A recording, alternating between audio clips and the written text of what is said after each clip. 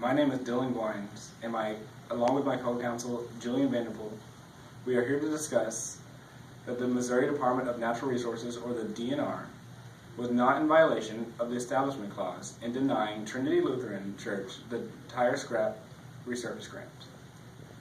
The Missouri Department of Natural Resources, or the DNR, is a government, state-funded program that distributes grants to schools and playgrounds in the state of Missouri in the form of the tire scrap program. The Trinity Lutheran Church manages a licensed daycare and preschool called the Learning Center, where they practice in daily religious instruction in the form of Christian faith. In 2012, Trinity Lutheran Church applied to the DNR for a grant to resurface the Learning Center's playground surface with the tire scraps grant. However, they never mentioned that the Learning Center was part of the Trinity Lutheran Church or that they practiced in Christian faith. On May 21st, 2012, the director of the Missouri Department of Natural Resources, Sarah Parker Pauley, denied them the grant, stating that if they allowed it, it would be in violation of the Establishment Clause, as well as Article 1, Section 7 of the Missouri Constitution, which states that no money shall be taken from the public treasury, directly or indirectly, and be put into the use in the direct aid of a church or religious organization. An Establishment Clause prohibits the government from making any law respecting the establishment of religion and prohibits the government to favor one religion over another, as well as religion over non-religion. Let us note that this law is absolute and it forbids any interference by the government or any government-funded agency. I am arguing two things. One, Trinity Lutheran Church failed to submit a valid claim in accusing the DNR of violating the rights.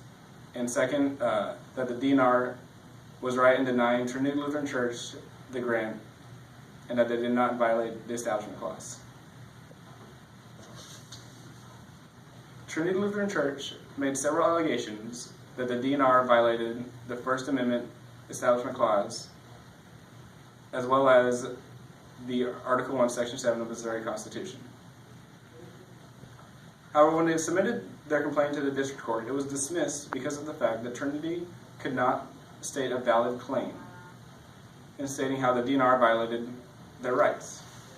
Trinity Lutheran, in their motion to reconsider, failed to provide any prior case law from prior cases that show that the DNR violated any of the claims that they accused them of. And therefore, the case must be dropped due to failure to state a claim.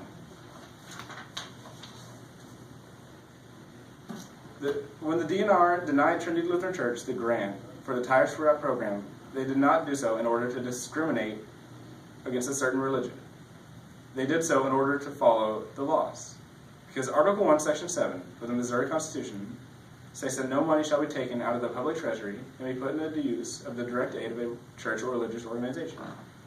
In Lockheed v. David, 2004, the court rejected a challenge to a state constitutional limitation on the movement of funds from a state treasury to religious institutions or endeavors. When the court decided on this, it backed up what the Establishment Clause said and has proved that no money in any way, shape, or form may be used to aid a church. The DNR, therefore, did the right thing in denying the grant for the tire scrap program. Because if they had, then they would be using money raised by taxpayers to fund a church, therefore using money directly from the state treasury. This proves that the DNR followed all laws and did not violate the Establishment Clause. I will now pass my argument over to my co-counsel, Guynes and Jillian Vanderpuye.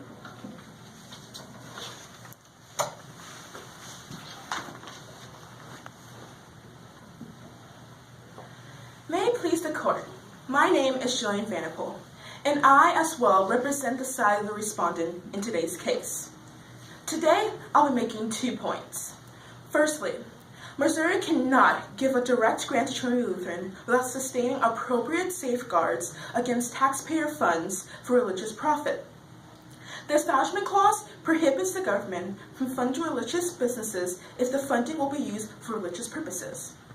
Trinity Lutheran wants the funding but cannot guarantee that the playground will not be used for religious practices once funded. In Committee for Public Education and Religious Liberty v. Nyquist, the court dissolved a law that, if had been passed, meant that secondary schools, including religious schools, would have been supplied with a direct cash aid that would have been used to repair school equipment and create a better working environment for the kids. Though it was not questioned that New York's intentions led in preserving a healthy and safe educational environment for its school children, the aid still could not be granted because it neglected to protect against the school's possibility of using the grant for religious gain under the Establishment Clause. No attempt is made to restrict payments to those expenditures related to the upkeep of facilities used exclusively for secular, non-religious purposes, nor do we think it's possible within the context of these religious-oriented institutions to impose such restrictions. Nothing in the statutes, for instance, bars a qualifying school from paying out-of-state funds the salary of employees who maintain the school chapel, or the cost of renovating classrooms in such religion is taught, or the cost of heating and lighting those same facilities. Secondly, Trinity Lutheran could not receive a direct grant without ensuring that it would not use it for religious advancements. Trinity Lutheran has failed to ensure that its mission is not religiously affiliated and that the Learning Center is done under the control of a church. In the absence of these certifications, there is no way to guarantee that the grants Trinity Lutheran would possibly receive will not be used for the promotion of religion in violation of the Establishment Clause. Even if Trinity Lutheran did provide these requirements, it will still cause constitutional interests to be at stake because the state has no way to enforce these restrictions. Unlike in Tilton and Romer, the statute is not permitted to monitor the playground facilities to ensure that they are not being used for religious activity. There also seems to be no system set in place for the state to get full or partial of the grant refunded to them if it is used in violation of the Establishment Clause. Based on the past history, Trinity Lutheran integrates religious teachings into their preschool and is then likely to use the taxpayer-funded playground for religiously affiliated activities. Through the daycare, the church teaches a Christian worldview. The Learning Center incorporates daily religious lessons and uses the daycare to educate the kids of church members and non-church members about the gospel. The Learning Center Parent Handbook states that their daily morning schedule consists of Jesus time, chapel, music, small group time, Learning Center's gym, and playground time. The curriculum is church-centered in its approach of teaching, and prayer as well as weekly chapel times with the pastors are a fundamental part of every day. The staff members are committed to providing an environment of support which stems from the love of the Lord and the love for the children. Additionally, the church could use its playground for religious purposes such as Bible school, vacation school, and other youth group affiliated business meetings. Your Honor, we've proved that Trinity Lutheran has failed to agree to the certifications that the taxpayer-funded playground will not be used for any religious activities or religious advancement. Furthermore, Trinity Lutheran has proven that through the Daycare Parent Handbook that religious lessons and prayer is part of their curriculum. Based on Trinity Lutheran's history and a lack of procedures in place to monitor any misuse of the government grant, the denial of the DNR grant did not violate the Establishment Clause, but rather protected the public treasury from being misused.